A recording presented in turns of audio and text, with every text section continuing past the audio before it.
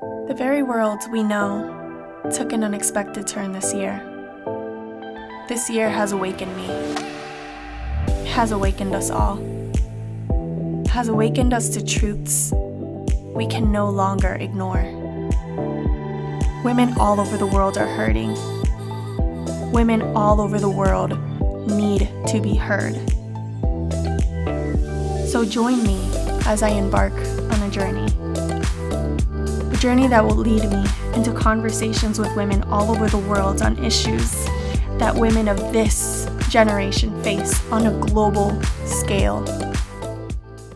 Hi ladies, how are you all doing today? Thank you so much for taking the time to doing this with me. I'm so excited. Hi, Barbara. We're also very excited to do this again. Yeah. Well, thank you so much for just joining us. This is the Women Around the World after party. I wanted to just have a conversation with some of the girls that I've already interviewed and just kind of talk about things where I feel all of us women have in common. So I'm just super excited to share some of your lives and highlight some of the things that we've already talked about in previous interviews, but we can definitely get into a little more. So before we get into that, I want to do a little icebreaker. I want you guys to introduce yourselves in a traditional way. You can maybe use your language or just say something that you would typically say in your country when you introduce yourself or meet somebody new. And then from there, just say what is a woman that you know that inspires you and why. And we can start with Alejandra. Well, I am from Mexico, so my country, obviously, we speak Spanish. So I'll introduce myself. Hola, mi nombre es Alejandra Orozco, and I live in Mexico City and Houston. Both are go back and forth, and we have many traditions in my country. We're very close, actually, to a lot of warm people around Latin America. We're very friendly, and a woman that inspires me, I would say, is my mother.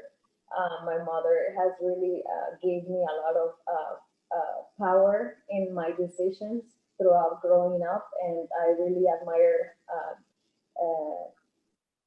seeing her, all her goals and all everything she has taught me throughout these years. And she's very valuable woman for me. She's never scared of any challenge, and I think that's a very beautiful value in a woman. Yeah. Miss Indonesia. Oh, okay. Hi, my name is Grisha Amanda. I'm 25 years old, and I start to this year. I start to make some business. I mean, because of this pandemic, that business need to postpone it for a while, and I hope the world is gonna be better soon. And I have my own organization also that we focus and concern about women issues, especially in Indonesia. We call GCI FAM.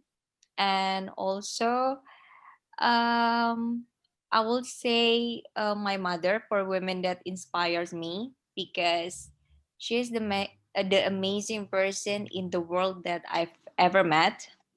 Even she was not my biological mother because she adopted me, but she was take care of me since I was born, and she educated me well, and she loved me like I was born from her.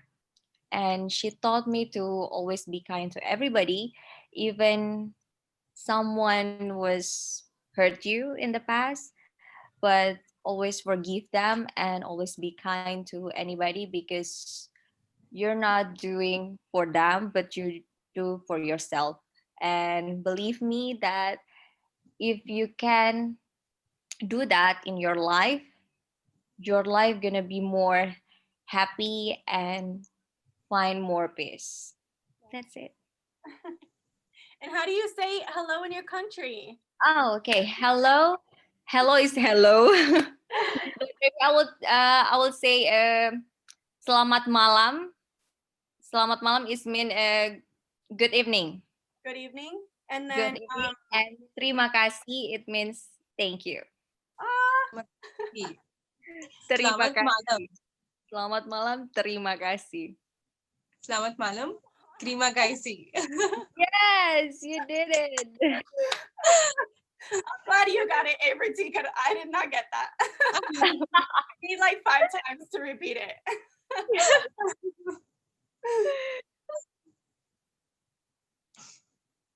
Okay, so shall I go now?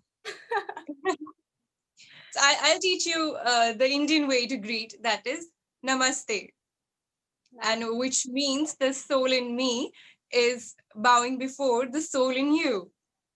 And so my name is Avriti Chaudhary. I am 22 years old and I'm going to represent India in the next edition of Miss Supranational. I've been working towards my cause of spreading awareness about mental health and breaking the stigma around mental health. And as I hope you guys have also must have realized that because of this pandemic, the situation around mental health has worsened. And it's really the need of the hour that we come out in the open and speak about our mental health in a constructive manner, and so that nobody feels judged when they want to talk about their mental health. And the woman that has inspired me the most is just like you guys, my own mother. The reason being that I have grown up watching her work for the education of underprivileged girls, and that has inspired me the most. I have seen her grow into a even stronger woman and a very giving person, and I just want to follow her footsteps. Thank you. I love that. It's funny because when I thought about this question, I was like, I'm pretty sure everybody's just gonna say their mother, but I'm just gonna go with it. It's also such a typical like pageant question too. Yes. I was like, wait, this is a show about women. I want to talk about women, but it's such a pageant question that I'm upset that I came up with it. But it's okay. It's fine. So, Bárbara. Exactly, but it's okay. But it has to be your mother who inspires you the most at the first place, you know? Yes. No, well, for me, it's my mother. My mother is literally a fighter, a warrior. I've seen her go through so much in her life. She has lost all of her unfortunately she's lost, my grandma, my grandfather, her only brother. Even through so much in her marriage, she's fought to keep it alive and to give everything to her kids. So seeing that and seeing the sacrifices that she's made for her family has in a way kind of blessed me. And then sometimes I feel like, man, that set me up for like, okay, sometimes I feel like a black sheep. I feel like I need to do more to be like her and to do so much that she's doing in life. And sometimes I'm like, okay, like, am I ever gonna be able to be as strong as you or do half the things that you could? Because I don't think I could lose the people that I love the way that she did and be okay and be as amazing as she is right now. So I definitely learned my strength from my mother. So I'm glad that we all can talk and talk about our beautiful mothers. One thing that I really kind of wanted to get into, obviously we had conversations about different issues that are going on amongst women in different countries. And I really wanted to just have a more lighthearted conversation where we can talk about something that I feel we all have in common as women. And one of those things is, how do we find our purpose?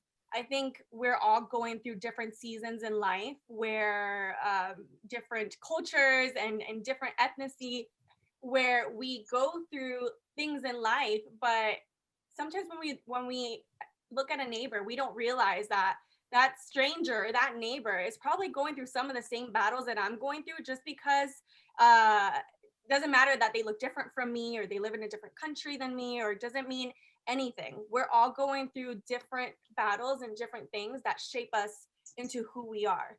And so I just want to get different inputs and different personal experiences on, how is it that you girls go about finding your purpose. I know most of you right now are just doing amazing things, are entrepreneurs, have organizations that you're supporting and working with. So how was your journey in finding your purpose, and how did you get to what you're doing now?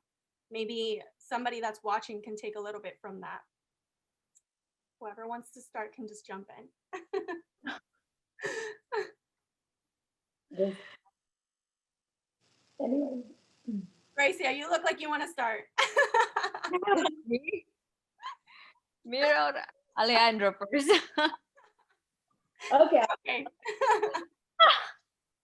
Well, Barbara, when you talk about inspiration can come even from, like you just say, from a stranger.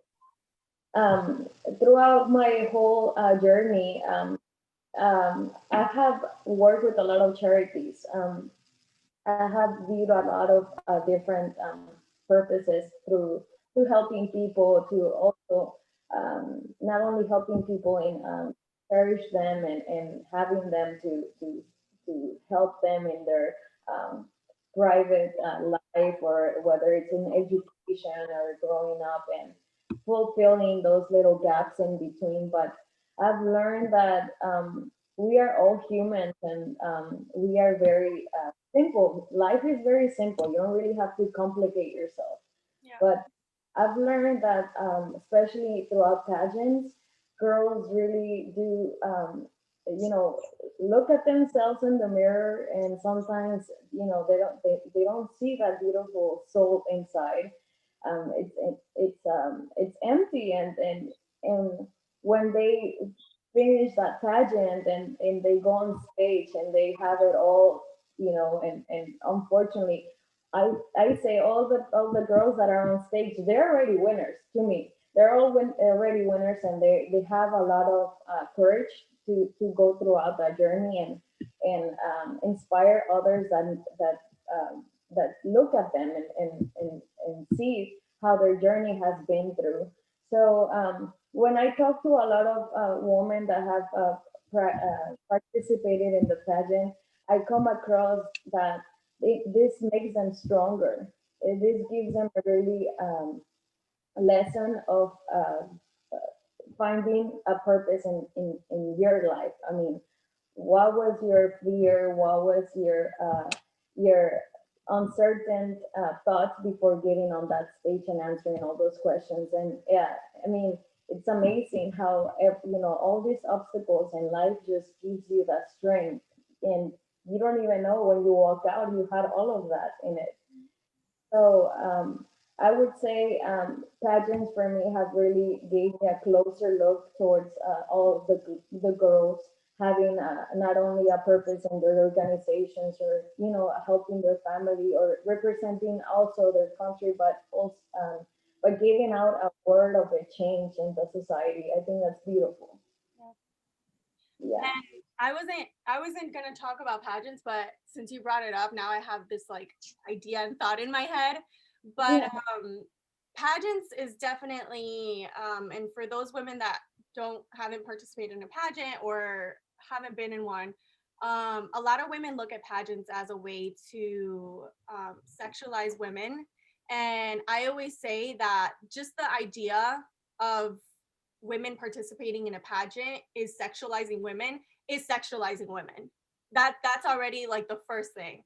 And so for me, I feel that pageants, I've learned so much through them. I've done pageants since I was a little girl.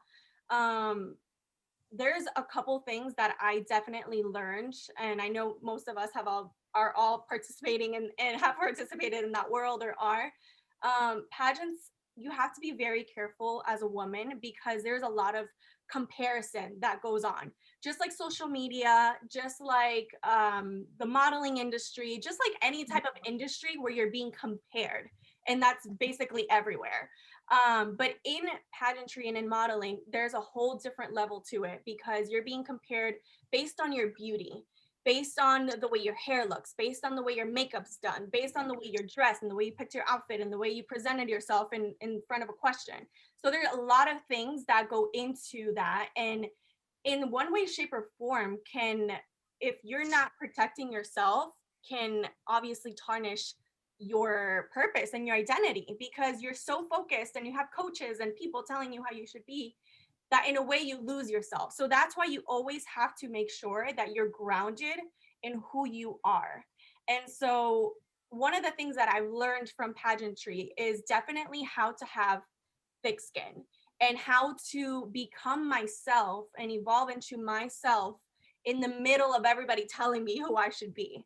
And I think that's a very, very hard thing to do, because It's a very hard thing to you do. want, yeah, because you want to please everybody. You want to listen to advice. You want to win. You want to do all of you want to do whatever it takes to have the crown. And so it takes something in you to just say, no, this isn't me. I don't want to be measured by the way I'm being judged or by the way I look. I don't want that. I want people to see me for me.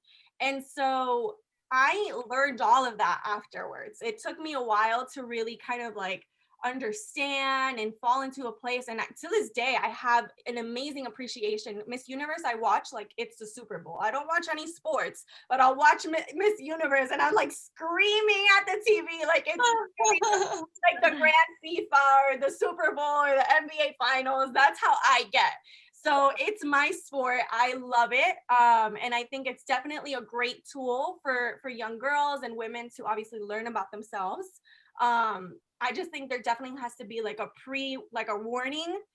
Keep your morals and your things aligned straight so that nothing gets in the way and tarnishes it. You know what I feel? That pageants are actually celebration of women. Yes. But since the rise of social media and so many people have access to what is happening, who is getting selected, who is going where, what happens is it's coming out of from a good place that they are interested, they want to know more about the contestants.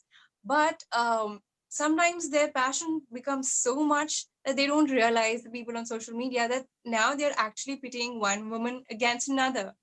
And that is where the whole negativity comes from. Yeah. Otherwise, pageants are really the celebration of women around the world. It's celebration of how unique everyone is, and yet we can be kind of like citizens of the world. Yeah. Oh, Did we lose her? Oh, she's back. Okay. I'm sorry, did I? Oh, We're back.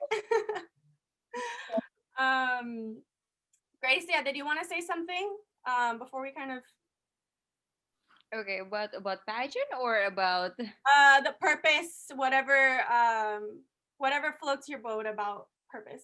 okay for purpose, this is what I have looking for right now to find my purpose, but most like how to say that, to find what is God purpose for me. It's like that.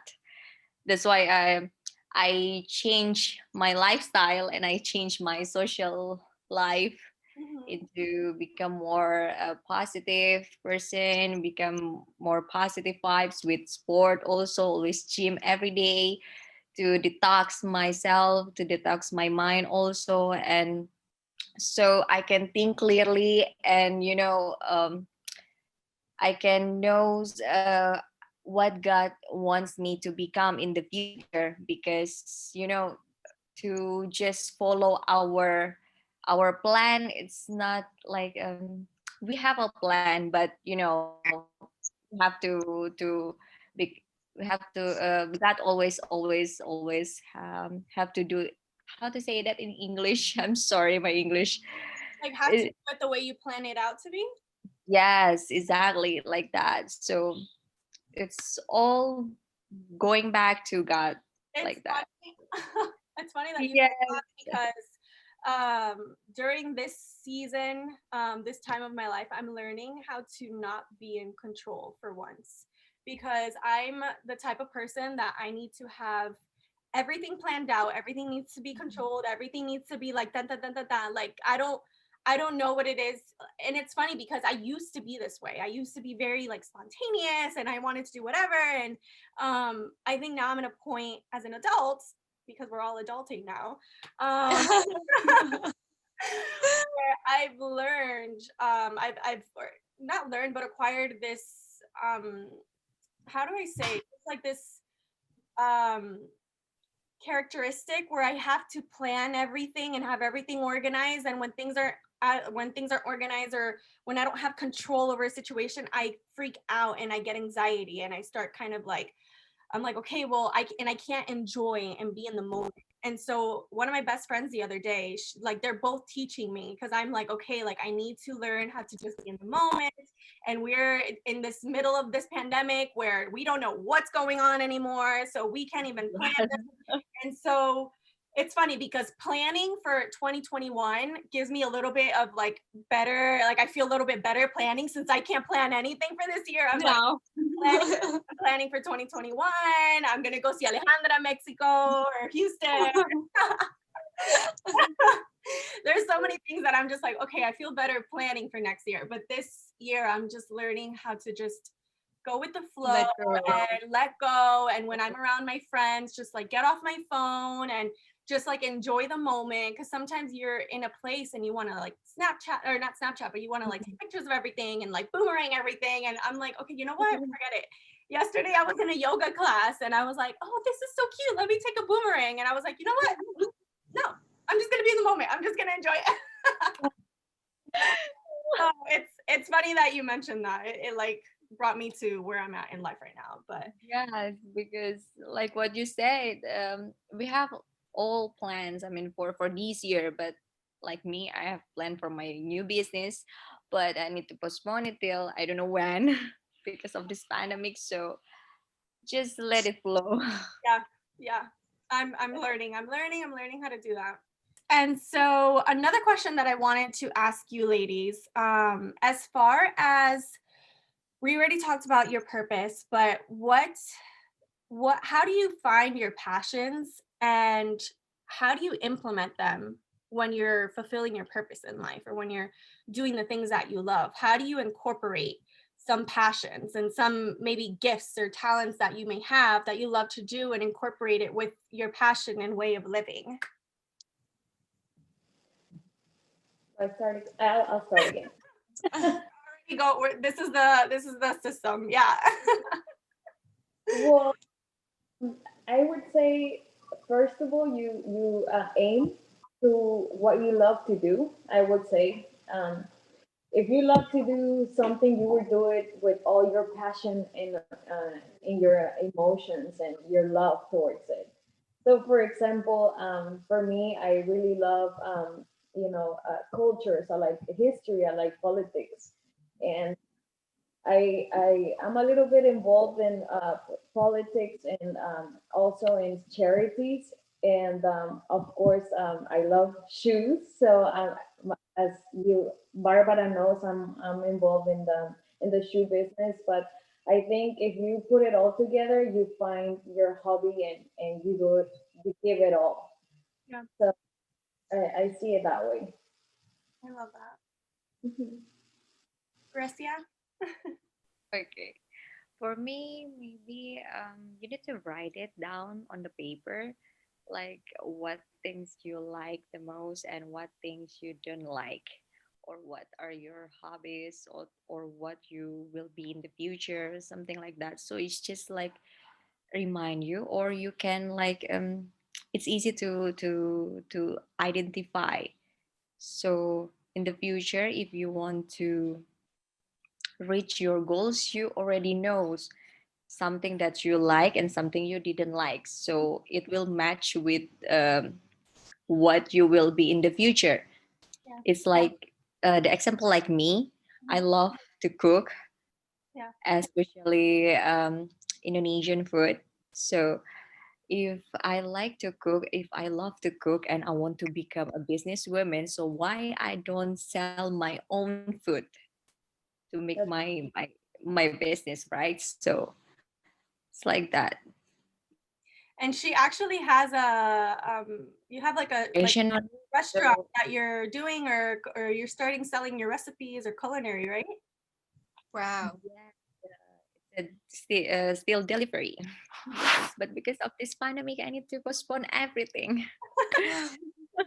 Well, it's amazing that you both, Alejandra and Gracia, you both are entrepreneurs and have been able to use your passions and really implement them into your purpose and your way of life and kind of monetize it, and not just for the money or the business of it, but because you genuinely, it makes you happy to do this. And I think we live in a world where too many people are just doing, you know, basic day-to-day jobs and are not happy in their jobs because we're just, you know, working for you know, other companies because we don't, you know, take time to really write those goals down and write those things that we actually like, or even just sit down and say, hey, like, what do I like? What do I like to do? How can I make a living out of this? How can I make this my purpose? And how do I turn this passion into something more that can give me happiness and true fulfillment in life?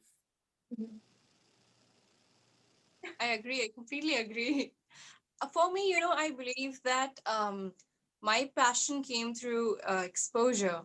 So, you know, like for some people, they really enjoy uh, different fields in education, and some people enjoy arts. And for me, it was like that. I'm really passionate about singing, but you know, when I was in my college, and I got the chance to work for um, in my college, you have like annual functions, like annual days, kind of. So for that, I got a chance to walk in the fashion shows, and I realized that I really enjoyed being on the ramp, and I felt that I can really turn this into a career, and that was something that I had never thought of. That exposure only came out when uh, that exposure I only got when I, you know, got out of my house, went to a different city, met new people. So when you meet new people, you get to know about their lifestyles, what else goes around in the world. So it can be also something very unexpected that you have never thought about. Like I believe this is what happened with you too, Barbara, right? Yeah, Because it was something that you feel that you want to do something, but destiny has something else for you. yeah. So it's you're just guided to your purpose in life. And it's funny that you do say that because it's really truly until you get out of your comfort zone and get out of the same place that you're in that you can really discover there's so many things out there in life. There's so much more to life than what you see every day in your home, in your hometown, in your work, in your school, whatever it is. There's so many things out there that if you just take time to really just explore and meet new people and understand ways of life, you'll be almost inspired to want to do something else because you realize there's so much more, that what I'm doing is so small. Like, how can I, you know, be more a part of the world? And for me, it was basically the same. I was doing a lot. I was doing pageantries, I was doing a little modeling, commercial. I went to school for politics. Funny enough, I got a bachelor's in politics because originally I wanted to go to school to be a lawyer. And my parents wanted me to go to school to be a lawyer. And that was my life. And that was what was set out for me because my whole life, everybody would tell me in my family, oh, like you like to argue and you always have a point and you always have like things to win. You always come back with something that we didn't even You're good in we don't debate. even know how you came up with that, but you always have something, some rebuttal to say. And so I always thought maybe this is what's going to make me happy. Maybe this is my passion. But it wasn't until I was in school and like taking the classes and everything that I realized I'm like, I don't think this is what I want to do. And I still enjoy politics, and I'm still you know, involved and try to educate myself with not just US politics, but global politics that are going on around the world. And I try to learn as much as possible. But my passion, and I think we have different things that we enjoy, but then there's your passion, right? There's different things that we enjoy and we want to learn about, and but there are things that just fulfill you. And for me, it's you know, getting together with women and having conversations about things that just really empower and help somebody. I always love traveling and going on. I love traveling for leisure and to have fun, but I also like going on missions trips and helping and giving back. And so I always try to use what I like to do in a way that I can give back in a way. So there's definitely so many ways that we can use our purpose and passions into um, into better, Giving back to society. to give back and to just fulfill ourselves. But before we close, I really want to talk about just one major issue that we are obviously dealing with in every single country. We're dealing with this global pandemic. And it's funny, outside, no, it's not funny, but outside of obviously the physical aspect of COVID, there's the mental health problem that is definitely going around. I think everybody's feeling it. I've felt it. I've had moments where I just sit down and I literally just cry for no reason. And I'm not the type of person to get emotional or show emotion or anything like that. And this pandemic has made me into the most emotional human being ever. And I don't even know where it came from. And, you know, I've been really learning and leaning into my friends and checking in to see how's everybody doing. And I think we're all dealing with fears of uncertainty and fears of insecurity. Future. Yes. And so I want to know what have you guys been doing during this time to really just push forward and not let the emotions, you know, kind of keep you and limit you from doing what you have to do? Like, is there Well, a tool that anybody could take home with them? I completely relate to you because just like few weeks ago, I was also feeling really overwhelmed, thinking that how Gracie was talking about her new business. So I also set out this year thinking that, wow, I'm going to have so many opportunities. But in India, it was around a 6-month lockdown. And so I really felt that I'm losing out on so much. This was my year. And then it like few weeks ago, I really got into the spiral of thoughts of what is going to happen in future. It was really difficult to control, but then I talked to a few people, and then I started meditation. It was really important to calm my nerves. It really helped me. And then the best advice one person gave me, that you have to separate your emotions and thoughts and believe that this is just a thought, it's not a reality. But if you keep dwelling on it, it will become your reality, because you have started looking at life from that negative prospect. And the best thing you can do right now is to take one day at a time. That's it. You can't, because it's such an uncertain time, you cannot plan. You have to take this day as it comes.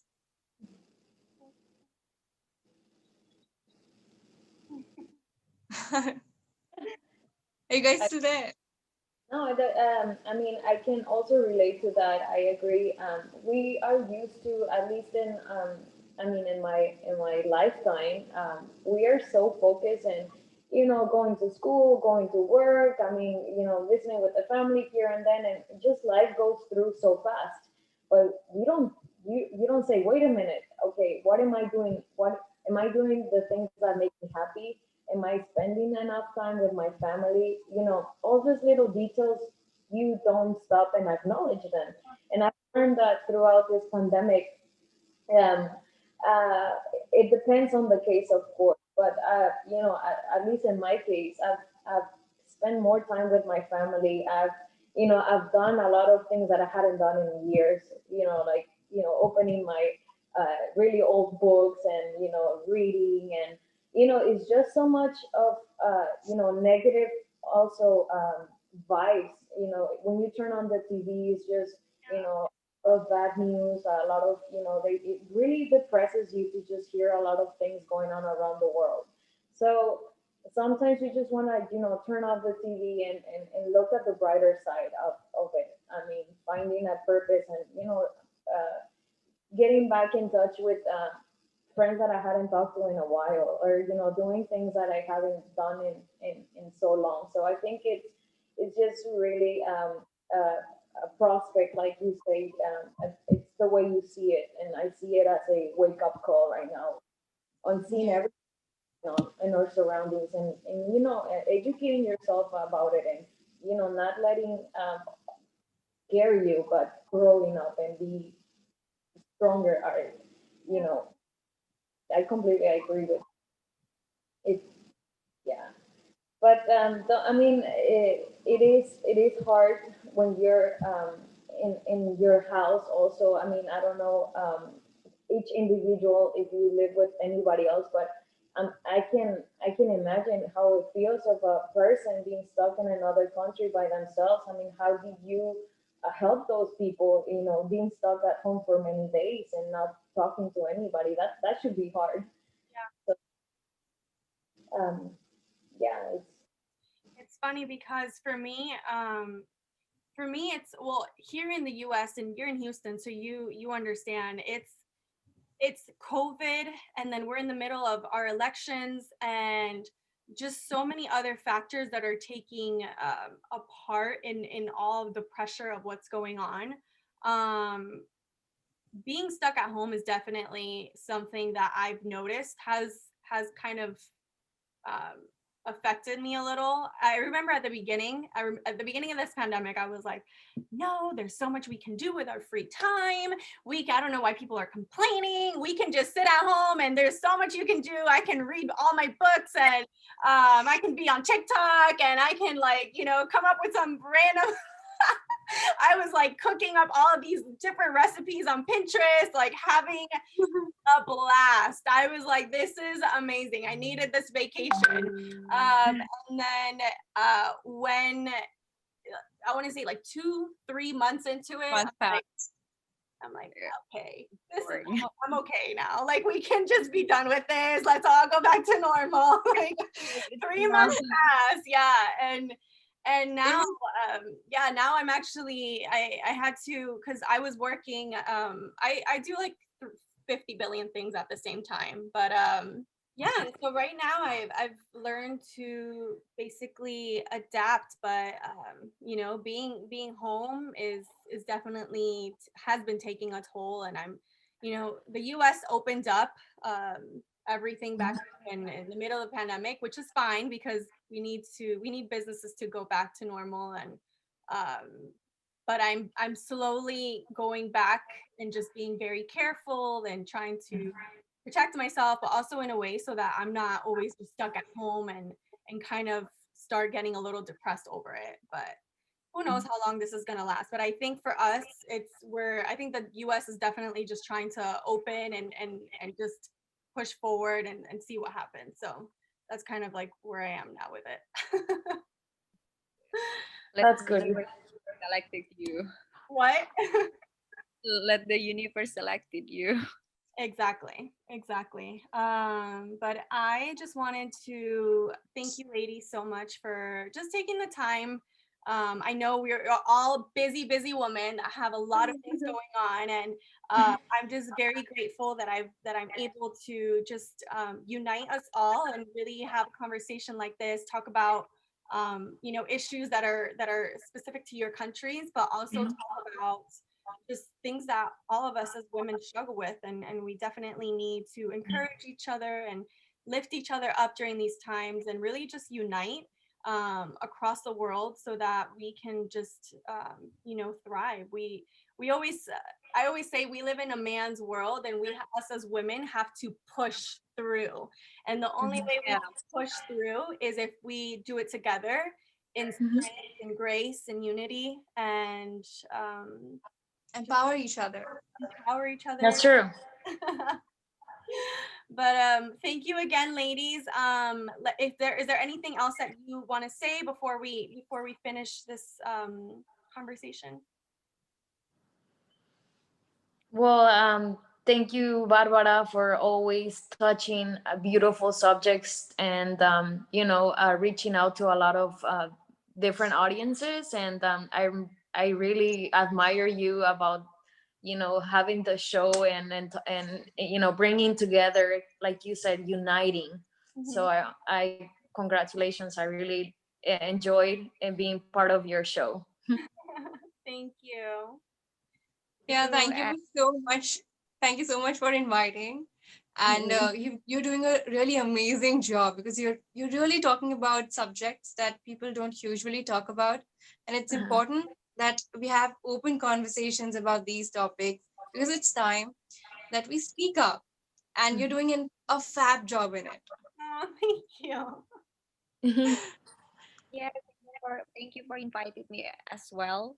And I hope that you will not gonna give up with this topic or with this events. You still Yes, go with, and yes, and yes. hope that this event will be become bigger.